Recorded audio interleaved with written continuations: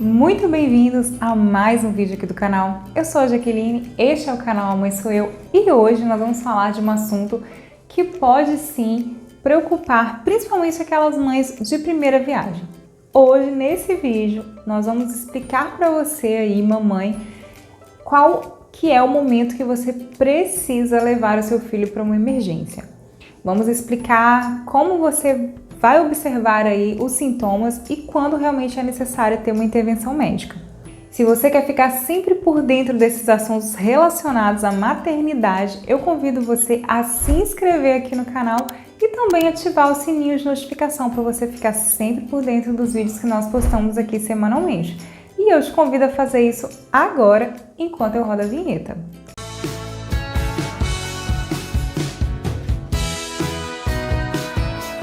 Depois que a gente tem o bebê, enfim tem alta e vem para casa. Eu digo assim, enfim, porque para quem acompanha aqui o canal, eu fiquei com a Helena 49 dias na UTI, então eu demorei um pouquinho a ter esse enfim em casa, né? Então chega e você começa a ter aquela preocupação. Quando que eu vou saber que o meu filho realmente precisa de ir para a emergência ou quando isso se resolve em casa? Porque, bem, vamos entender, emergência realmente são para assuntos que precisam ser resolvidos imediatamente. Não são para aquelas questões que a criança precisa passar por um pediatra e talvez fazer uso de medicação em casa. Então, muitas vezes, não entender esse momento, esses sinais, faz com que a gente leve essa criança de maneira recorrente a pronto-socorro. E, na verdade, isso não é lá tão benéfico. Isso pode acabar expondo a sua criança a outras situações, como vírus, bactérias. Nós ainda estamos vivendo momentos de uma pandemia global, então tirar essa criança de casa e colocá-la num ambiente hospitalar não é mais seguro, né? Então, se você puder resolver algumas questões sem ter que levar essa criança a uma emergência, talvez levar a um consultório onde a situação é um pouco mais controlada, é bem melhor. E lembrando que nós que precisamos fazer os atendimentos pelo SUS, nós ainda contamos com um pouco mais de dificuldade, né? Infelizmente, os prontos-socorros, né, na saúde pública, eles são um pouco mais lotados, então a gente acaba se expondo um pouquinho mais. Então, o que você puder fazer para preservar o seu filho aí vai ser interessante. Mas é claro que de forma nenhuma eu estou dizendo para você negligenciar qualquer sintoma que essa criança pode ter e esperar que a situação se agrave. O que ocorre é que principalmente quando nós somos mães ali de primeira viagem, a gente se desespera um pouquinho com qualquer sintoma e já quer sair correndo com a criança achando que você vai ter uma resposta e um resultado imediato ali levando para o pronto-socorro.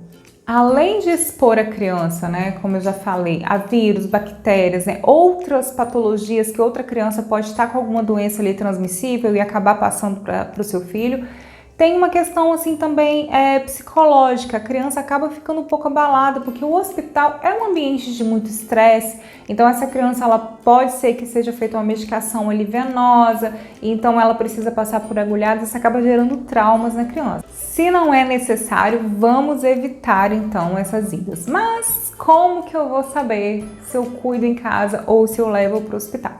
Vamos lá. Alguns quadros, né, você realmente precisa imediatamente correr, porque são casos de urgência. Mas na primeira infância mesmo, as crianças têm algumas coisas que são bem típicas, né, dessa primeira infância e que não precisa tanto desespero. Por exemplo, a febre. Se essa febre não estiver extremamente alta, por exemplo, chegando a 39, 40 graus, é importante você usar uma medicação que com certeza o seu pediatra já te orientou a usá-la desde que esse bebezinho aí saiu da maternidade. Você usar essa medicação, geralmente é feita a prescrição gota por quilo, né? E você dar banhos nessa criança, né, um pouco mais frios para diminuir essa temperatura. Percebeu que essa temperatura não está diminuindo, já se passou, por exemplo, 3 dias e a criança continua tendo aquela febre constante que não abaixa, que você dá a medicação e ela só abaixa naquele momento ali que a medicação está fazendo um efeito e depois ela volta a ter aquele surto de febre alta, é importante você levar para o médico. Porém, fez esse processo, deu o banho, a medicação e você vê que a criança está controlando, que ela está melhorando, que ela está se alimentando, então não é o caso. Pode ser um dente que está nascendo, né? é bem normal as crianças terem uma febre leve, né? Por causa de uma gripe, por causa de um dentinho nascendo. Então não é um motivo de você se desesperar. Exceto, como eu falei, se for uma febre de difícil controle e muito persistente. Diarreia. É um quadro que pode sim agravar bastante. Não é no primeiro episódio de diarreia que você precisa levar a criança correndo para o pronto-socorro. Observe se esse quadro vai ficar persistente, porque o perigo da diarreia é a desidratação. Então, se você perceber que a criança está ficando com os lábios ressecados, com a língua seca, então essa criança ela está desidratando. Em especial, se você oferecer líquidos a essa criança e ela vomitar, porque ela está rejeitando esses líquidos, então tem que levar para o hospital para poder fazer uma hidratação aí venosa, de forma que essa criança não se desidrate. Mas se ela está com um quadro de diarreia, você oferece o líquido, ela recebe bem esse líquido e não está tão constante assim essas evacuações, pode sim ser, né? Ou talvez alguma coisa que comeu não fez muito bem. Os dentes também nascendo fazem com que essa criança possa ter um quadro de diarreia e não é motivo de você se desesperar, mas é sempre bom observar, né, os sintomas. E se ela tá com esse quadro de diarreia e começa a ter febre, aí sim é importante você ficar preocupada e levar para o médico. Mas o que acontece também? Você não precisa correr desesperada para o pronto-socorro. Se você tem plano de saúde dessa criança, é importante você fazer contato com o pediatra, porque ele pode te dar algumas orientações por telefone mesmo. E, posteriormente a isso, marcar uma consulta.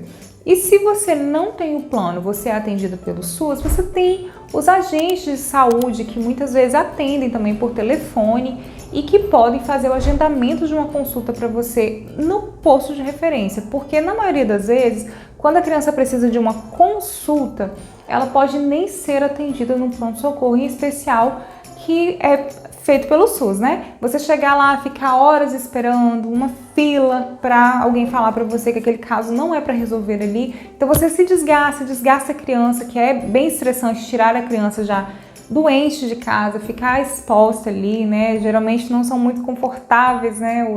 As salas de espera, né? Dos pronto-socorros e acabar que não ser atendida. E agora eu vou falar para vocês algumas coisas que, se você observar no bebê, aí sim é um caso de emergência que você não tem que pestanejar e tem que levar diretamente para um pronto atendimento.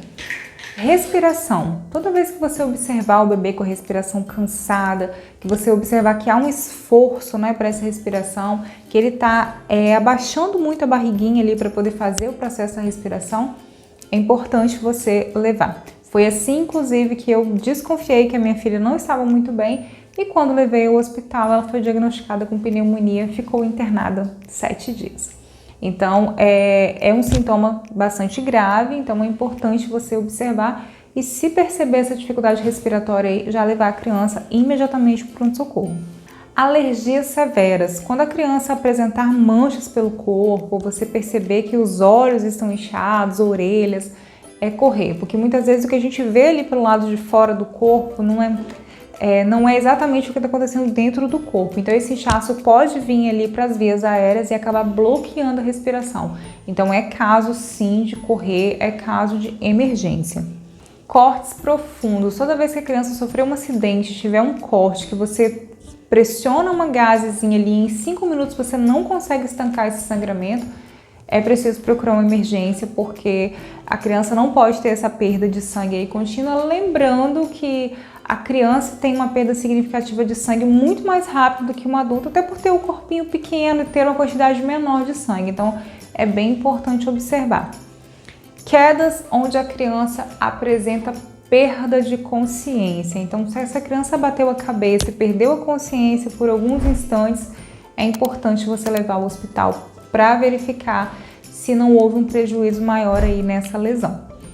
Então observe muito bem o seu bebê, anote todas essas dicas aí e, na dúvida, é sempre bom levar. O que esse vídeo é de alerta também é porque a Sociedade Brasileira de Pediatria já fez um estudo e 75% dos casos que são levados à emergência, eles seriam resolvidos em consultas. Então, lógico que nós queremos nossos bebês com a saúde em dia, mas nós também não queremos expor essas crianças há riscos desnecessários de ficar aí no pronto atendimento. Se você tiver alguma dúvida ainda sobre esse assunto, deixa aqui nos comentários ou procure a gente lá no Instagram também, a página @mãesoueu1, e será um prazer interagir com vocês por lá. Muito obrigada pela sua companhia, um beijo e até o próximo vídeo.